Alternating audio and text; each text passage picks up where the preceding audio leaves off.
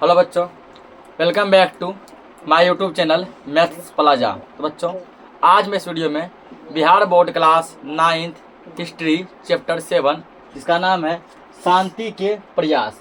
इस चैप्टर का इससे पहले लेक्चर 1 अपलोड हो चुका है। यदि आप लोग नहीं देखे तो उसको एक बार देख लीजिएगा। यह आज लेक्चर दूसरा है। आइए इसमें समझते हैं।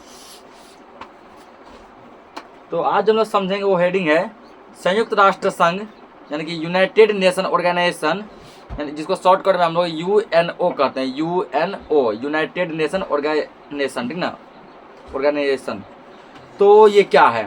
तो द्वितीय विश्व युद्ध के बाद शांति स्थापित करने की आवश्यकता प्रथम विश्व युद्ध से अधिक महसूस हुई, ठीक ना। तो दूसरा विश्व युद्ध हुआ तो ऐसा लगा कि अब तो शांति और भी ज़्यादा इम्पोर्टेंट है। पहले जितना ज़्यादा इम्पोर्टेंट था उससे ज़्यादा इम्पोर्टेंट कब है? अब है। क्यों? तो यह युद्ध अधिक भयंकर और संहारक साबित हुआ, जिसमें आणविक हथियारों का प्रयोग किया गया, ठीक ना। प्रथम विश्व युद्ध से ज़्यादा भयंकर कौन सा युद्ध हुआ था? द्वितीय हुआ था, क्योंकि इसमें परमाणु बम जैसे हथियारों का प्रयोग किया गया था।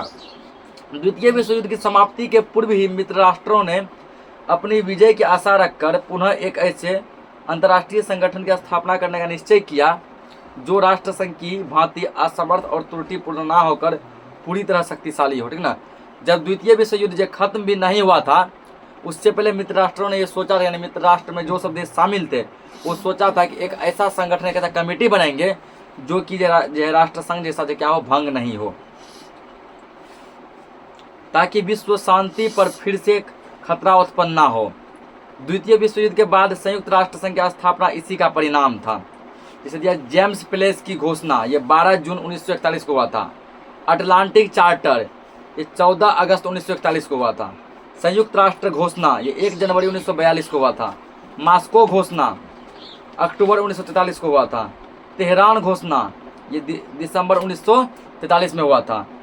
याल्टा सम्मेलन ये फरवरी 1944 में हुआ था, ठीक ना। इन घोषणाओं के माध्यम से संयुक्त राष्ट्र संघ की स्थापना का मार्ग प्रशस्त हुआ, ठीक ना।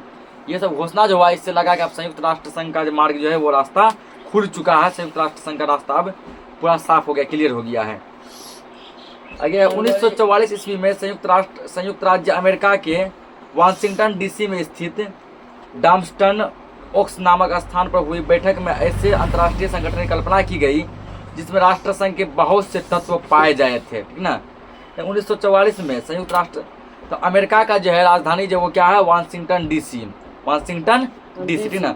तो राजधानी वाशिंगटन DC में जो है, वाशिंगटन DC में डॉम्स्टन, ठीक है, डॉम्स्टन नामक क्या है एक जगह है, डॉम्स्टन ओक्स नामक क्या एक जगह है।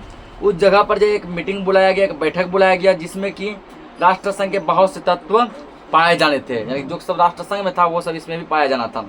परंतु साथ में कुछ ऐसे विचारों का समावेश भी किया गया जिनसे राष्ट्र संघ की त्रुटियों से सबक लिया जा सके, ठीक ना। कुछ ऐसे सब विचार उसमें खुले, कुछ ऐसा सब बात उसमें खुला जो कि राष्ट्र संघ में त्रुटि को खत्म करता है। जो कि पहले राष्ट्र संघ में है ना वो फॉल्ट था, त्रुटि था, अब इसमें वो त्रुटि नहीं रहता। इसमें मित्र राष्ट्रों के सदस्यों अमेरिका, ग्रेट ब्रिटेन और रूस के प्रतिनिधि एकत्रित हुए, ठीक ना। तो मित्र राष्ट्र में कौन कौन से सदस्य थे? अमेरिका था, ग्रेट ब्रिटेन था और रूस था। इसके प्रतिनिधि एकत्रित हुए। अमेरिका के सैन फ्रांसिस्को शहर में 25 अप्रैल 1945 में शुरू हुए सम्मेलन में इसके नए चार्टर को स्वीकार कर लिया गया, ठीक ना। 25 अप्रैल 1945 को जो सम्मेलन शुरू हुआ था उसमें क्या हुआ, नए चार्टर को स्वीकार कर लिया गया, सभी देशों के द्वारा एक्सेप्ट कर लिया गया। फिर 26 जून 1945 को भारत सहित 50 राष्ट्रों के प्रतिनिधियों के हस्ताक्षर किए, ठीक ना। फिर 26 जून 1945 को जो सम्मेलन हुआ उस सम्मेलन में भारत भी शामिल था, ठीक ना। तो भारत के अलावा जो है भारत के अलावा और कितने देश शामिल थे? लगभग 50 देश और भी शामिल थे।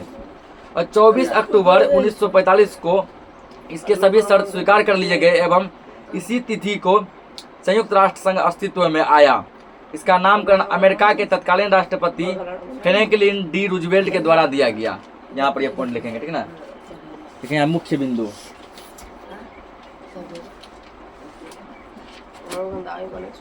मुख्य बिंदु।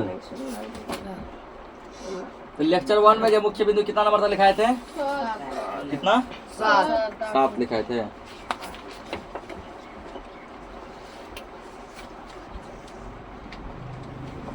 आठ नंबर लिखेंगे, ठीक ना। 24 अक्टूबर 1945 को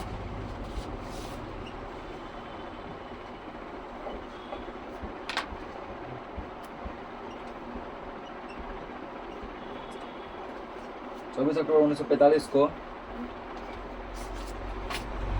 संयुक्त राष्ट्र संघ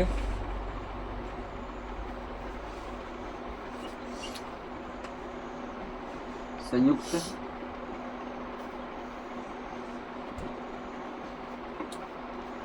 राष्ट्र संघ, इसको शॉर्टकट में लगेगा UNO, ठीक ना, यूनाइटेड नेशन ऑर्गेनाइजेशन, ठीक ना, शॉर्टकट में इसको UNO भी कहते हैं।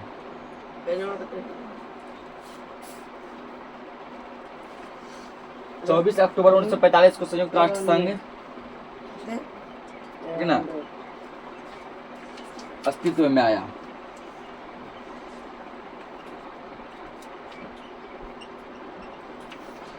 अस्तित्व में आया। संयुक्त राष्ट्र संघ की घोषणा कब की गई थी ना, इसका स्थापना कब किया गया? 24 अक्टूबर 1943 को। एक और पॉइंट यहाँ बनेगा कि इसका नामकरण किसने किया था? इसका नामकरण अमेरिका के तत्कालीन राष्ट्रपति फ्रैंकलिन डी रूजवेल्ट द्वारा किया गया था, ठीक ना। यहाँ संयुक्त राष्ट्र संघ का नामकरण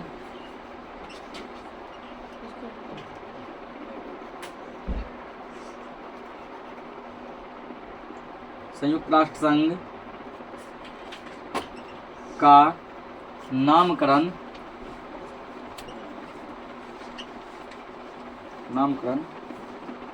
अमेरिका के तत्कालीन राष्ट्रपति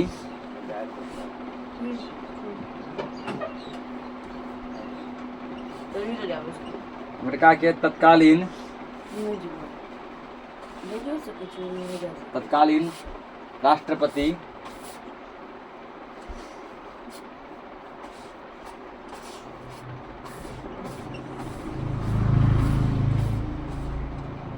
फ्रैंकलिन डी रूजवेल्ट, राष्ट्रपति का नाम है ये,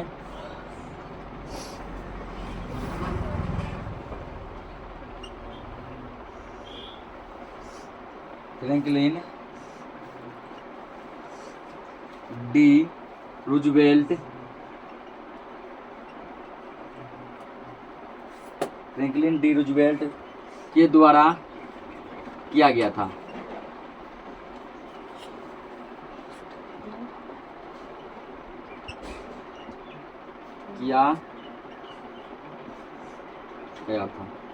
तो पूछेगा यहाँ पे संयुक्त राष्ट्र संघ का नामकरण किसने किया था, ठीक ना।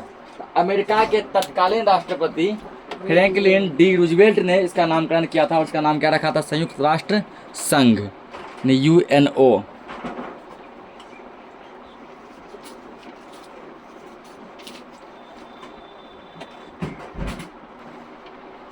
इतना समझ गए, ठीक ना।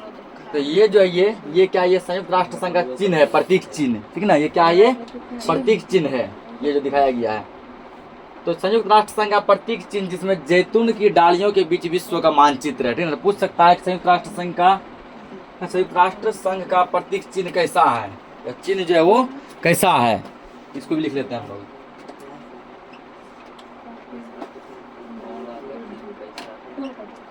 लिखेंगे यहाँ पे, ठीक ना।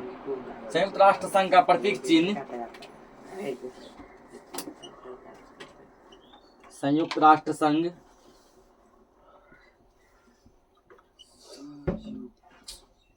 का प्रतीक चिन्ह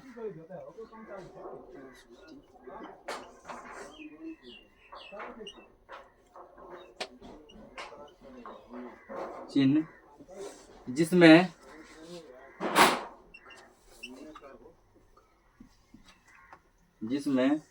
जैतून की डालियों के बीच जैतून के डालियों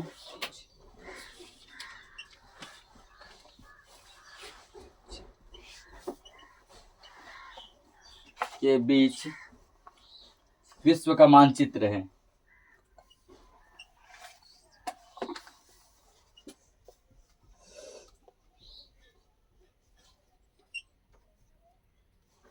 विश्व का मानचित्र है, ठीक ना। दोनों साइड जो क्या है, जैतून का डाली है, बीच में क्या है, विश्व यानी पृथ्वी का मानचित्र है, पृथ्वी का नक्शा दिया गया है। अब अब अगला हेडिंग है राष्ट्र संघ, संयुक्त राष्ट्र संघ के लक्ष्य एवं उद्देश्य, ठीक ना। संयुक्त राष्ट्र संघ के क्या क्या लक्ष्य थे और इसके क्या क्या उद्देश्य थे। तो संयुक्त राष्ट्र संघ के उद्देश्य उसकी चार्टर की धाराओं में उल्लिखित है, जिनमें निम्नलिखित प्रमुख उद्देश्य निहित थे, ठीक है। सबसे पहले यहाँ समझना पड़ेगा कि चार्टर क्या है, चार्टर क्या है, इतना पहले नोट करो। देखो यहाँ पे क्या चार्टर, ठीक है, चार्टर क्या है इसको लिखते हैं फिर समझेंगे। देखिए अब संयुक्त राष्ट्र संघ के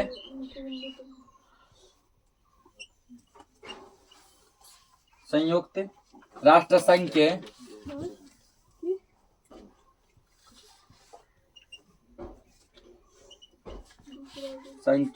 संगठन के विधान को, संगठन के विधान को, संयुक्त राष्ट्र संघ के संगठन के विधान को चार्टर कहते हैं, चार्टर कहते हैं।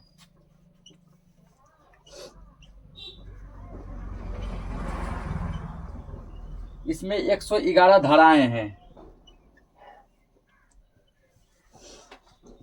इसमें 111 धाराएं हैं।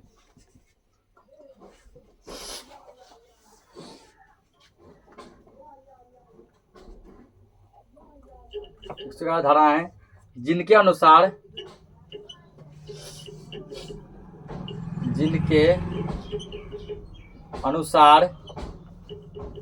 संयुक्त राष्ट्र संघ का संचालन होता है। संयुक्त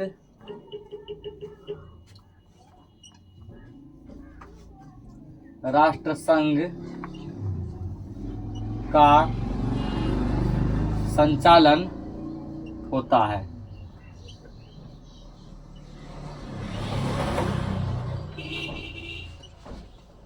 चार्टर क्या है ना, संयुक्त राष्ट्र संघ के संगठन के विधान को क्या कहते हैं, चार्टर कहते हैं। और चार्टर में कुल कितनी धाराएं हैं, तो चार्टर में 111 धाराएं हैं और इसी के अनुसार जो संयुक्त राष्ट्र संघ का जो टोटल कामकाज होता है, संचालन होता है। और इसका मुख्य उद्देश्य और लक्ष्य वो क्या है। पहला पॉइंट है शांति स्थापित करना, आक्रमण को रोकना और अंतर्राष्ट्रीय विवादों का शांतिपूर्ण ढंग से निपटारा करना, ठीक ना। यानी पहला जो लक्ष्य जो था, जो मेन लक्ष्य था, जिस लक्ष्य से कि संयुक्त राष्ट्र संघ का स्थापना किया गया था, ठीक ना, तो वो था विश्व में क्या करना, शांति स्थापित करना।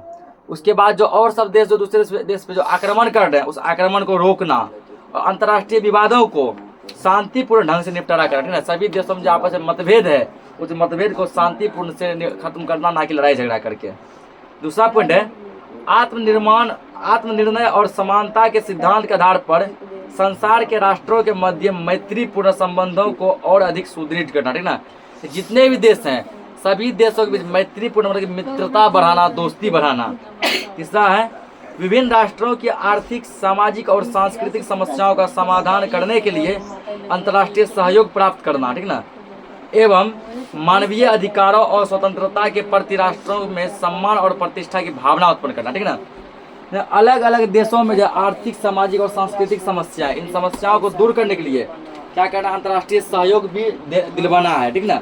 उसके अलावा जो है सभी देश को क्या करना है, एक समान इज्जत देना है, सबको प्रतिष्ठा देना है, किसी भी देश को कम नहीं समझना है।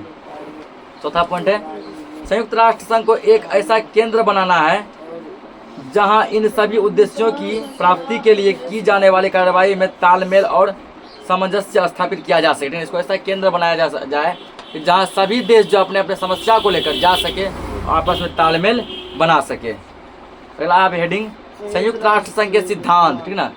संयुक्त राष्ट्र संघ के क्या क्या सिद्धांत थे। पहला है राष्ट्रों की समानता के सिद्धांत पर यह संस्था आधारित रहेगी, ठीक है। पहला सिद्धांत ये था कि यह संस्था जो है राष्ट्रों की समानता के सिद्धांत पर आधारित रहेगी, मतलब किसी भी राष्ट्र को, किसी भी देश को कम नहीं समझा जाएगा, बल्कि सभी राष्ट्र और सभी देश को एक समान इज्जत दिया जाएगा। दूसरा है प्रत्येक सदस्य राष्ट्र संयुक्त राष्ट्र संघ के घोषणा पत्र चार्टर का स्वागत करेगा और उसका उल्लंघन नहीं करेगा, ठीक है। संयुक्त राष्ट्र संघ जो भी घोषणा पत्र जारी करेगा उसको कहते हैं चार्टर, ठीक है ना। जो भी चार्टर जारी करेगा सभी देश को उस घोषणा पत्र को, चार्टर को मानना पड़ेगा, कोई भी देश उसका उल्लंघन नहीं करेगा। तीसरा पॉइंट है सभी सदस्य राष्ट्र अपने झगड़ों या विवादों का निपटारा शांतिपूर्ण ढंग से करेंगे, ठीक ना। जितने भी देश हैं जो भी आपस में झगड़ा है, लड़ाई झगड़ा है, उसको क्या करना है, और बढ़ाना नहीं है बल्कि जो शांतिपूर्ण से क्या करना है, खत्म कर देना है। अगला है, संस्था के सदस्य किसी अन्य राष्ट्र की स्वतंत्रता और प्रादेशिक अखंडता को आक्रमण के द्वारा या किसी भी तरह विनिष्ट नहीं करेंगे, ठीक ना। संस्था में, संयुक्त राष्ट्र संघ में जो सब देश सम्मिलित हैं वो किसी भी देश पर जो अटैक नहीं करेंगे। अगला है, घोषणा पत्र के नियमों की अवहेलना करने वाले राष्ट्र को किसी भी सदस्य राष्ट्र द्वारा सहायता नहीं की जाएगी, ठीक ना। यानी ये चार्टर का जो भी उल्लंघन करेगा, जो घोषणा पत्र का जो उल्लंघन करेगा, उसको कोई भी देश जो हेल्प नहीं करेगा। ये सब पॉइंट इसमें शामिल था। अगला पॉइंट है, अगर कोई गैर सदस्य राष्ट्र शांति को भंग करने का प्रयास करेगा तो संस्था उसके विरुद्ध कार्रवाई करेगी, ठीक ना।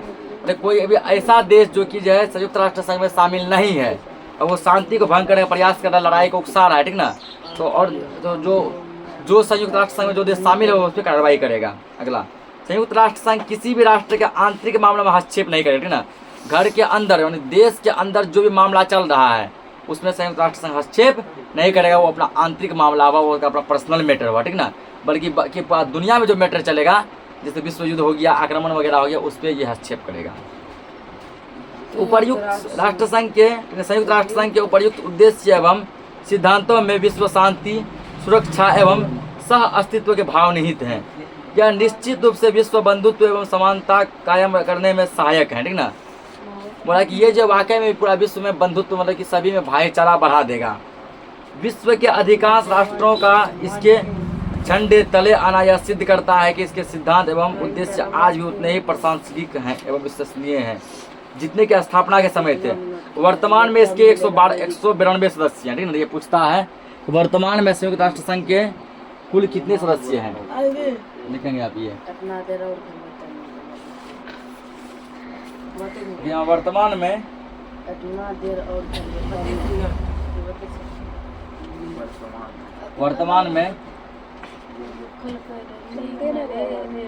संयुक्त राष्ट्र संघ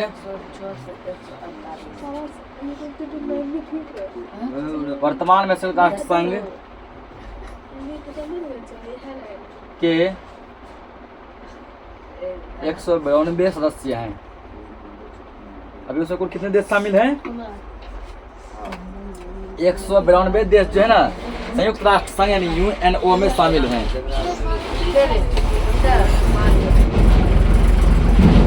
अगला है, अगला हेडिंग, संयुक्त राष्ट्र संघ के अंग ना, संयुक्त राष्ट्र संघ के अंग। संयुक्त राष्ट्र संघ का मुख्यालय अमेरिका के न्यूयॉर्क शहर में स्थित है, ठीक ना। पूछ सकता है कि संयुक्त राष्ट्र संघ का मुख्यालय कहाँ है, तो ये लिखेंगे न्यूयॉर्क में। इस साल पूछा भी गया ऑब्जेक्टिव में। अगला, संयुक्त राष्ट्र संघ का मुख्यालय, हल्ला मत कीजिए,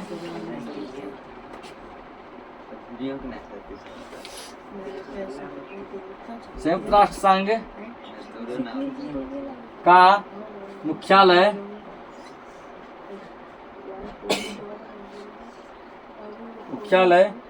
न्यूयॉर्क शहर में स्थित है।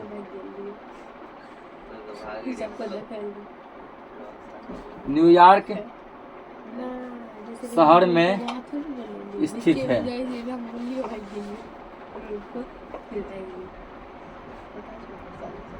इसका मुख्यालय कहाँ है? मुख्यालय जो है हेड ब्रांच मेन ऑफिस वो कहाँ है? अमेरिका के न्यूयॉर्क शहर में है।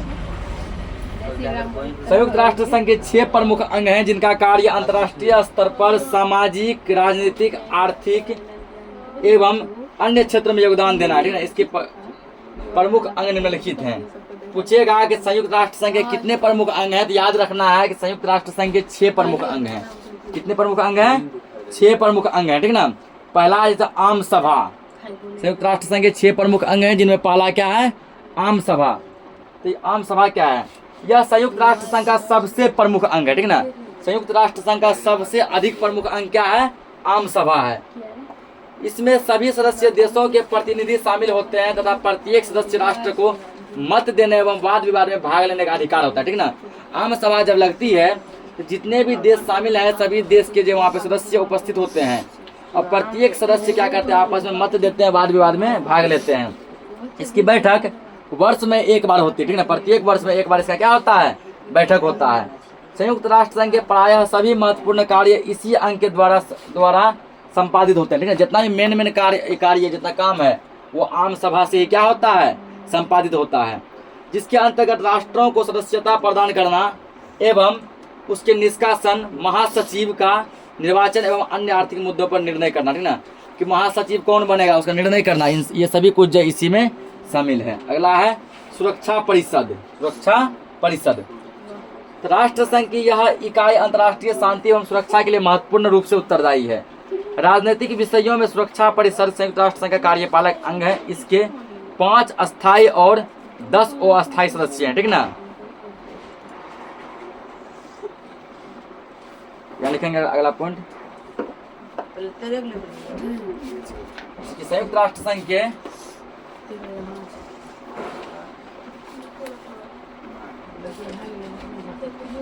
संयुक्त राष्ट्र संघ के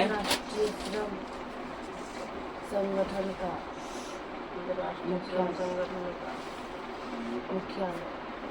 संयुक्त राष्ट्र संघ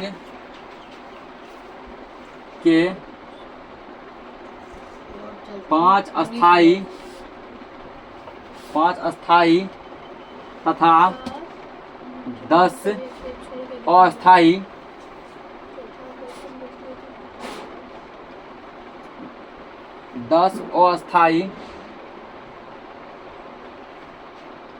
सदस्य हैं।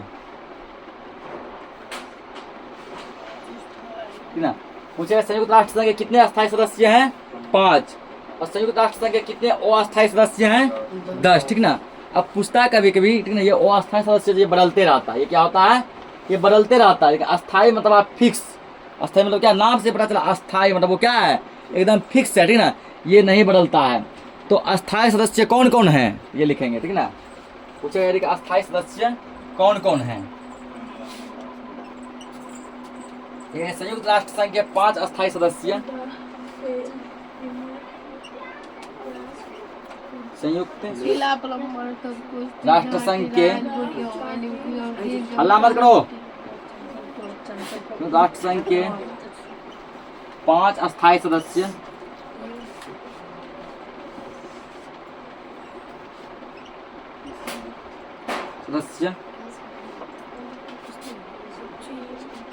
अमेरिका,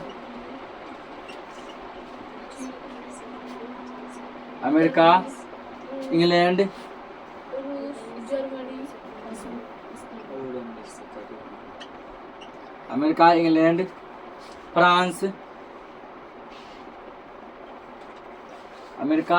फ्रांस, रूस एवं चीन है ना। इसके 5 अस्थायी सदस्य कौन है जो कि फिक्स है, जो कभी नहीं बदलेगा। ठीक ना, तो अमेरिका, इंग्लैंड, फ्रांस, रूस और चीन। ठीक ना, ये इसके 5 अस्थायी सदस्य हैं। अब अगला पॉइंट से समझेंगे। तीसरा पॉइंट दिया है, तीसरा अंग वो आर्थिक और सामाजिक परिषद।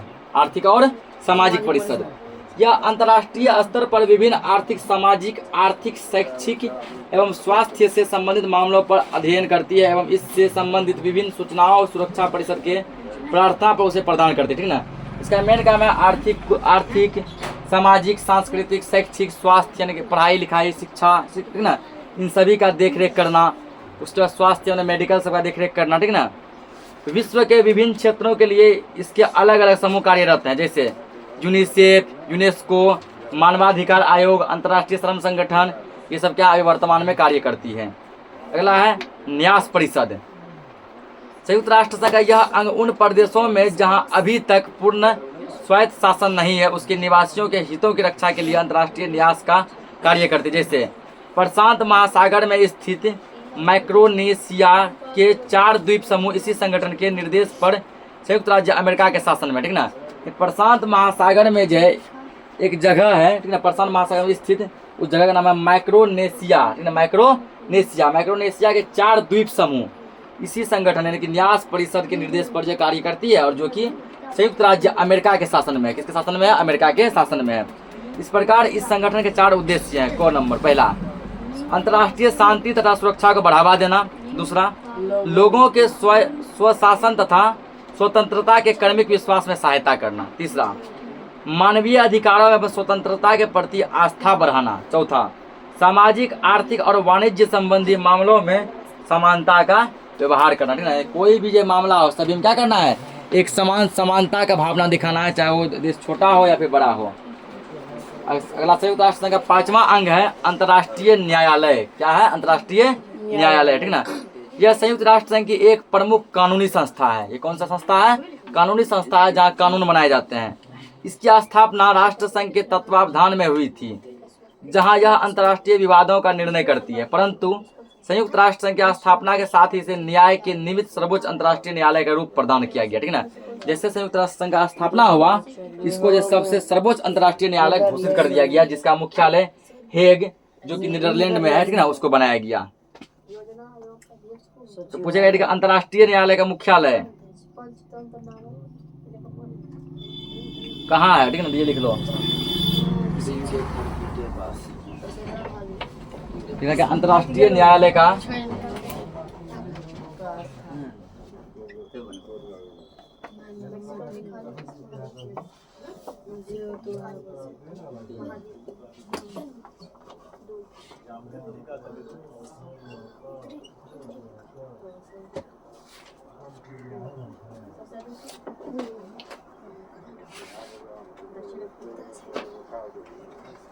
अंतर्राष्ट्रीय न्यायालय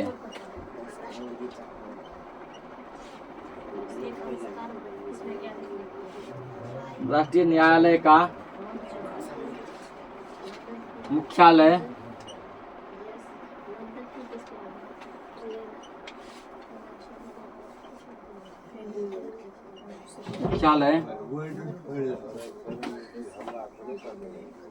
हैग। ठीक ना, जो कहाँ है? नीदरलैंड में, नीदरलैंड।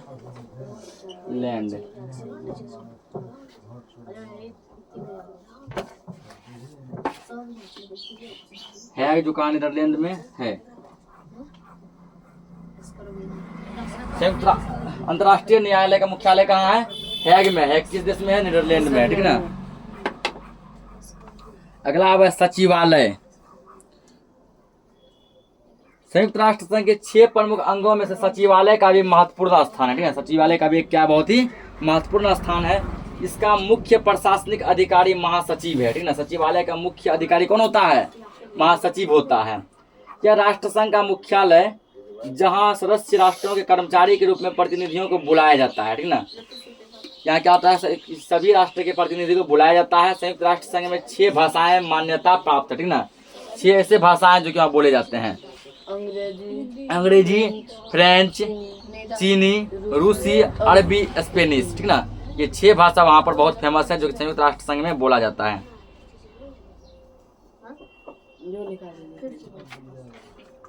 तो अगला हेडिंग है, ठीक ना, कि संयुक्त राष्ट्र संघ की सफलता एवं असफलताएं। ठीक ना, कहाँ कहाँ संयुक्त राष्ट्र संघ सफलता हासिल किया, कहाँ कहाँ संयुक्त राष्ट्र संघ असफलता हासिल किया, मतलब कि सफल नहीं हो पाया। ठीक ना, राजनीतिक तथा गैर राजनीतिक दोनों क्षेत्रों में संयुक्त राष्ट्र संघ की उपलब्धियां महान रही है।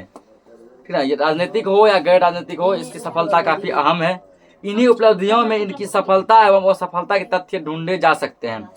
संयुक्त राष्ट्र संघ ने विश्व में अनेक युद्ध की परिस्थितियों को टालने में महत्वपूर्ण भूमिका निभाई। ठीक है ना, बहुत बार ऐसा लगा अब युद्ध हो जाएगा, लेकिन संयुक्त राष्ट्र संघ के द्वारा उसको क्या किया गया? टाल दिया गया, खत्म कर दिया गया। भले ही यह पूर्णतः सत्य ना हो, परंतु इतना तो कहा ही जा सकता है कि इसकी भूमिका ने विश्व को तृतीय विश्व युद्ध के दरवाजे तक जाने से रोका है। ठीक है, आज तक तो दुनिया में जो है द्वितीय विश्व युद्ध के बाद तृतीय विश्व युद्ध नहीं हुआ है, ये संयुक्त राष्ट्र संघ का ही देन है। ठीक है, वो उसको रोक के रखा है अभी तक। इसने विवादों की उग्रता को कम करने एवं पारस्परिक वार्ता का मंच तैयार करने में सफल भूमिका निभाई है। इसके विभिन्न संस्थाओं ने विश्व के अविकसित, पिछड़े एवं विकासशील राष्ट्रों में आर्थिक, सामाजिक, स्वास्थ्य संबंधी समस्याओं को दूर करने में महत्वपूर्ण योगदान दिया। ठीक ना, जो भी देश मतलब पीछे हैं, जो काफी पिछड़े हुए हैं, जो क्या विकसित नहीं विकासशील हैं, ऐसे देशों में आर्थिक, सामाजिक और स्वास्थ्य संबंधी समस्या का दूर किया है। विश्व में होने वाली प्राकृतिक आपदाओं में से उत्पन्न समस्या को दूर करने, जैसे पुनर्वास कार्य, संक्रामक बीमारियों को रोकने एवं आर्थिक क्षतिपूर्ति में संयुक्त राष्ट्र संघ की महत्वपूर्ण भूमिका है, ठीक ना। जब भी कोई बीमारी वगैरह बड़ा बीमारी फैलता है, इसमें भी इसका क्या रहता है, अहम भूमिका रहता है, जिसमें कि ये रोक सके इसको। चूंकि संयुक्त राष्ट्र संघ के सिद्धांत एवं उद्देश्य में विश्व शांति को सर्वोच्च प्राथमिकता दी गई है, ठीक ना। इसका सिद्धांत और उद्देश्य यही है कि विश्व शांति को, यानी कि पूरा विश्व में क्या बना रहे, शांति बना रहे, ये सबसे इसका मेन लक्ष्य है। इसलिए इस दिशा में संघ प्रयासरत है। इस संदर्भ में इसकी सफलताएं उल्लेखनीय है। एशिया के विभिन्न देशों के मध्य हो रहे अंतर्राष्ट्रीय तनाव को कम करने में संयुक्त राष्ट्र की सराहनीय भूमिका रही, ठीक ना। एशिया महादेश में जितने भी देश हैं, उन सभी देशों में जो आपसी विवाद चलता है उसको रोकने में भी संयुक्त राष्ट्र संघ का अच्छा खासा योगदान है। 1946 में संयुक्त राष्ट्र संघ ने ईरान में अवैध रूप से रह रहे रूसी सैनिकों को हटने के लिए दबाव डाला, ठीक ना। ईरान देश में रूसी सैनिक जो है अपना क्या करते थे, ठीक ना, अपना दबाव डाल के रहते थे। और 1946 में संयुक्त राष्ट्र संघ क्या किया, उस पर दबाव डाल दिया, तुम ईरान देश छोड़ दो, तुम ईरान क्या करो, छोड़ दो। उत्तर एवं दक्षिण कोरिया के मध्य चल रहे युद्ध को 1953 में रोकने में संयुक्त राष्ट्र संघ सफल रहा, ठीक ना।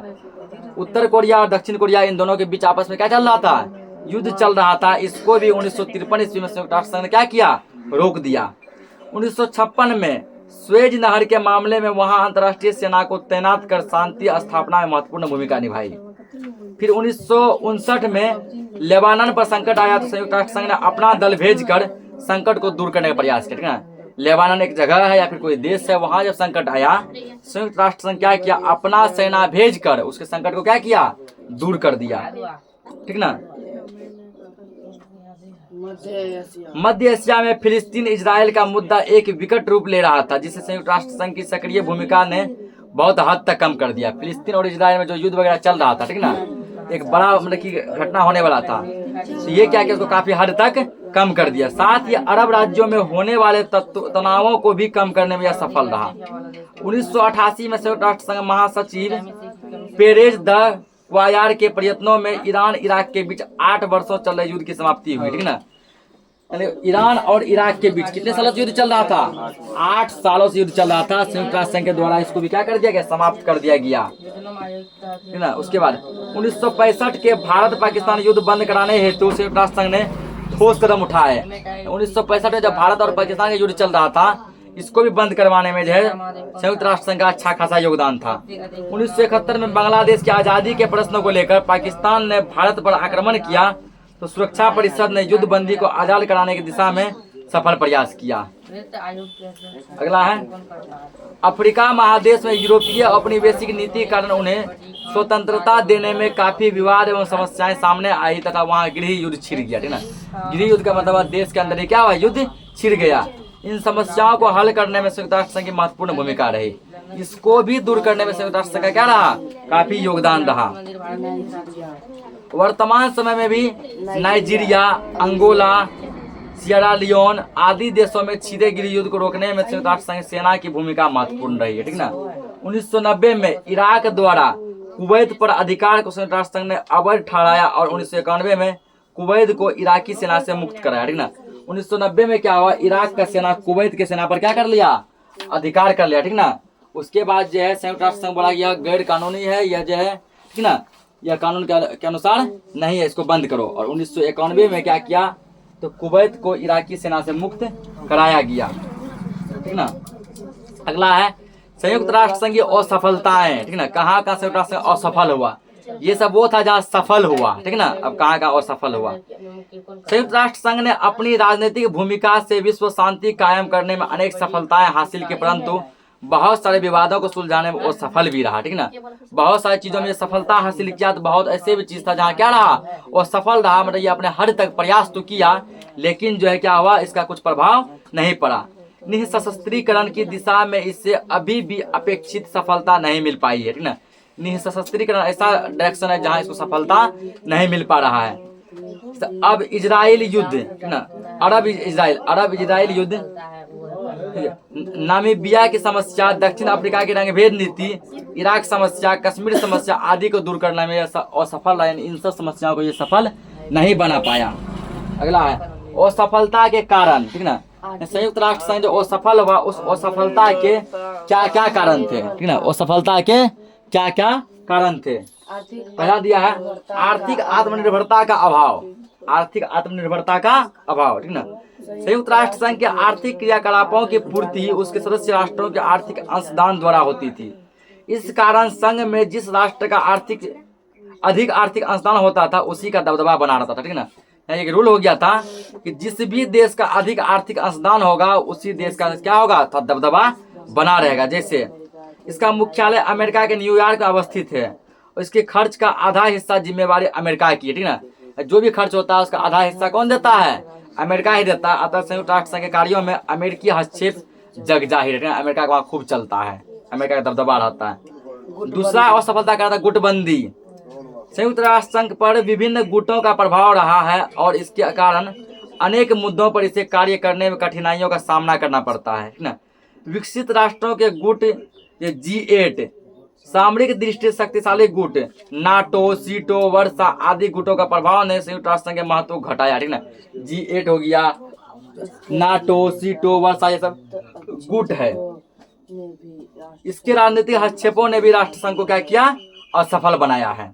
अगला है सुरक्षा परिषद में क्षेत्रीय असंतुलन। सुरक्षा परिषद में सभी महादेशों के प्रतिनिधि नहीं होने के कारण समस्याएं खड़ी होती, ठीक ना। सभी महादेश के प्रतिनिधि वहां उपस्थित नहीं होते हैं, जिसके कारण क्या होता है, समस्या उत्पन्न हो जाता है। सुरक्षा परिषद में 5 अस्थायी सदस्यों में से 3 देश यूरोप से आते हैं ना। तीन ऐसे देश हैं जो किस महादेश से हैं, यूरोप महादेश से, ठीक है। 3 ऐसे देश हैं जो यूरोप महादेश से हैं। वास्तव में अधिक समस्या अफ्रीका, दक्षिणी अमेरिका और एशियाई देशों में, ठीक ना। अधिक प्रॉब्लम कहाँ है, अफ्रीका, दक्षिणी अमेरिका और एशिया के देशों में, जिसका प्रतिनिधित्व सुरक्षा परिषद के अस्थायी सदस्य के रूप में नहीं होता है। ज्ञातव्य है कि अस्थायी सदस्यों को निषेधाधिकार प्राप्त है, जो किसी भी मुद्दे पर हस्तक्षेप का अंतिम उपाय है, जो किसी भी मुद्दे पर हस्तक्षेप कर सकता है, जिसका शक्तिशाली राष्ट्रों द्वारा अपने हितों की पूर्ति के लिए दुरुपयोग भी हुआ है। अगला पॉइंट है अस्थायी सेना का अभाव।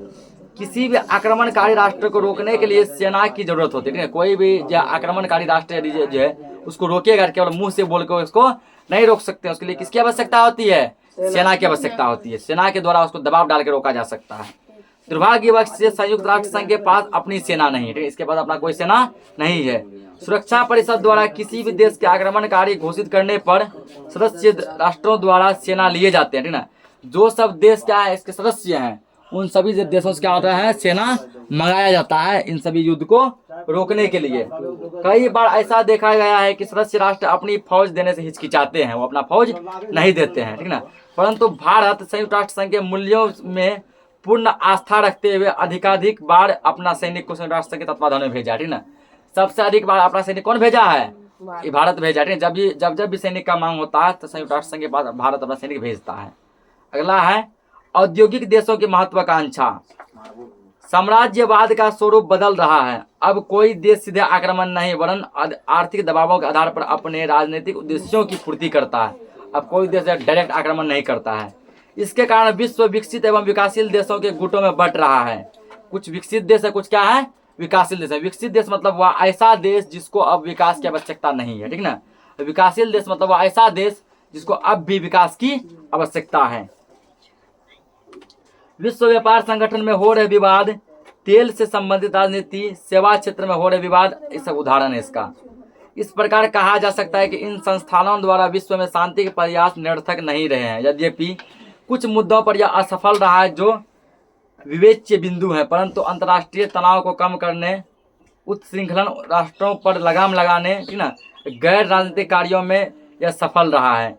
यह भी संगठन की सफलता और असफलता उसके सदस्य की इच्छा शक्ति एवं दृष्टिकोण पर निर्भर करती है। अतः आवश्यकता है उद्देश्यों एवं सिद्धांतों को सफल बनाने की, तभी विश्व शांति के प्रयास सफल हो सकते हैं, ठीक है ना। इसी के साथ ये चैप्टर खत्म हो गया। मिलते हैं नेक्स्ट चैप्टर में, तब तक के लिए जय हिंद।